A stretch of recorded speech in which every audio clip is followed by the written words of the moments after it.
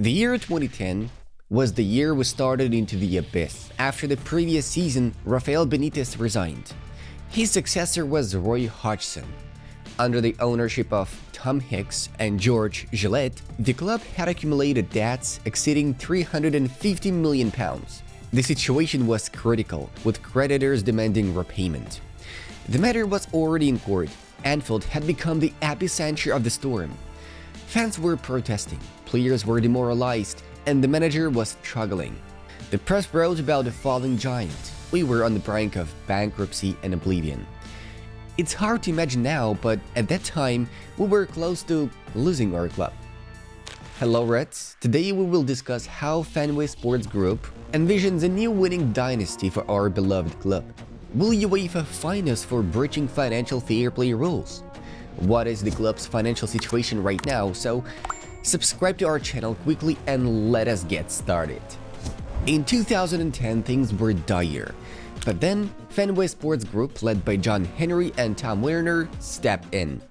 This American company specializes in sports investments. At the time, they already owned the baseball franchise, the Boston Red Sox. Before their acquisition, the Red Sox had the longest championship drought in baseball. After FSG's purchase, the team became one of the most successful baseball franchises of the 21st century. FSG also owned various infrastructure including Fenway Park, the spring training facility Fenway South, and the NASCAR racing team Roush Racing.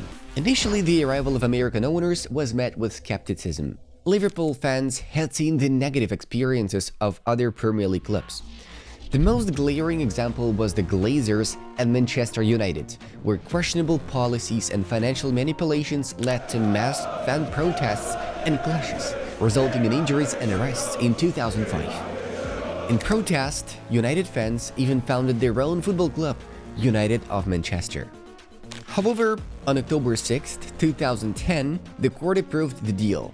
FSG acquired Liverpool for £300 million, simultaneously clearing the club's debts. For John Henry, this was a strategic move. Liverpool was a global brand with 6 European Cups and a massive fan base, but it was in crisis. FSG had a plan. In 10 years, they had turned the Boston Red Sox into 3-time World Series champions. How? One word: Moneyball. For those unfamiliar, Moneyball is a system of building a team by focusing on advanced analytics, detailed analysis of player profiles and statistics, acquiring undervalued players with specific attributes for targeted roles, and later selling them for significant profits. FSG implemented this system at Liverpool from day one. The primary goal was to achieve constant results with minimal spending.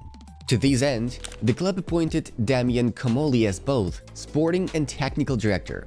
Comolli was responsible for transfers, seeking affordable players who fit the team's system. However, he was sacked after 2 years due to failed signings, including Andrew Carroll and Stuart Downing. Give us a like if you remember those players in the squad. Not everything was bad though. Comolli's tenure saw the signing of Luis Suarez, for example. Comolli also sacked Roy Hodgson as manager and appointed club legend Kenny Dalglish. It was a good move, but not effective. The team finished 6th in the Premier League and the following season 8th. The club could not afford such instability, missing out on the Champions League for 2 consecutive seasons, a significant blow to the budget. The team's sustainability depended on it. Fans were dissatisfied, and there were already rumors that the ownership was ineffective. FSG took action. In April 2012, Comolli was sacked. The team's manager at the time, Brendan Rodgers, took over transfer responsibilities. Rodgers was a known advocate of Moneyball and technocrat. Since his days as Jose Mourinho's assistant at Chelsea, Rodgers had focused heavily on analytics. When he became manager of Swansea, he built the team's success on analytics and player recruitment. Liverpool trusted him. After finishing the 2011-2012 season under Hodgson in 7th place, Rodgers dove into squad selection. He received a vote of confidence from the ownership despite another disappointing season. But was this justified, or should they have looked for another manager back then? In the transfer window, Liverpool signed Joe Allen, Daniel Sturridge, Nuri Sahin and Felipe Coutinho, while promoting Raheem Sterling to the first team. In hindsight, the transfer window looks impressive. At the time, the club spent £47 million on these players. The result? A title challenge, only to lose it in that infamous match. You all remember what Steven Gerrard did. It seemed like the moment had arrived. We were on the verge of success again, but in October 2015, Brendan Rodgers was sacked. After finishing second, the next season saw the team drop to sixth. The 2015-16 season started poorly, with Liverpool playing 8 Premier League matches, 3 wins, 2 losses and 3 draws. Jurgen Klopp replaced Rodgers, marking a turning point. Like Rodgers, Klopp managed the team's transfers, supported by analyst Jan Graham and Michael Edwards. In 2016, Edwards became the sporting and technical director, overseeing transfer policy. The club continued its low-spending strategy, which fans constantly criticized. Compared to the spending of Chelsea, Manchester City and Manchester United, Liverpool lagged behind. However, this approach bore fruit. Edwards brought in Sadio Mane, Jorginho Wijnaldum, Virgil van Dijk, Mohamed Salah, Andrew Robertson, Alisson Becker, and Fabinho, names that are now legends. Their signings were results of extensive analytical work. The outcome was a historic run.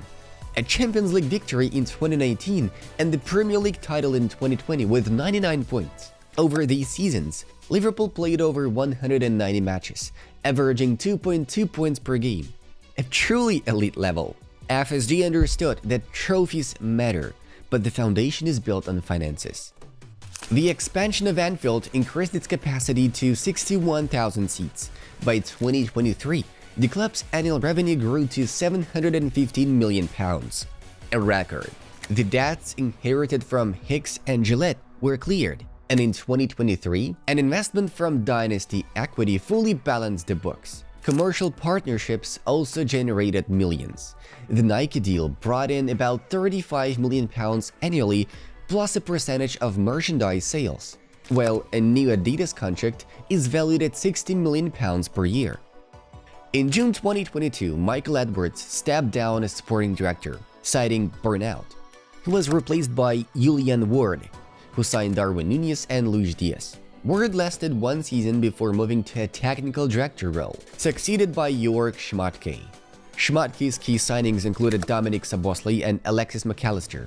He also lasted 1 season. In 2024, Edwards returned as CEO of football, overseeing sporting director Richard Hughes and technical director Julian Ward. Refreshed, Edwards was ready to make waves. In 2024, Jurgen Klopp left. Fans feared a repeat of Manchester United's struggles after Alex Ferguson's departure. Enter Richard Hughes. In June 2024, Hughes became Liverpool's sporting director, joining from Bournemouth, where he had been technical director. His appointment was spearheaded by Michael Edwards. Their collaboration, which began at Portsmouth 20 years earlier, laid the foundation for an ambitious task: finding a replacement for Klopp and securing contract extensions for stars like Trent Alexander-Arnold, Virgil van Dijk, and Mohamed Salah. Hughes, leveraging his experience and connections, began transforming the club while maintaining its competitiveness. After Xabi Alonso chose to stay with Bayer Leverkusen, Hughes selected Arne Slot from Feyenoord as a new manager. The decision was based on data from research director Will Spearman, which highlighted Slot's ability to develop players and maintain a style similar to Klopp's. Hughes personally negotiated with Slot, presenting detailed dossiers that impressed the coach. In the summer of 2025, Liverpool set a club record, spending £446 million on transfers, including Florian Wirtz and Alexander Isak.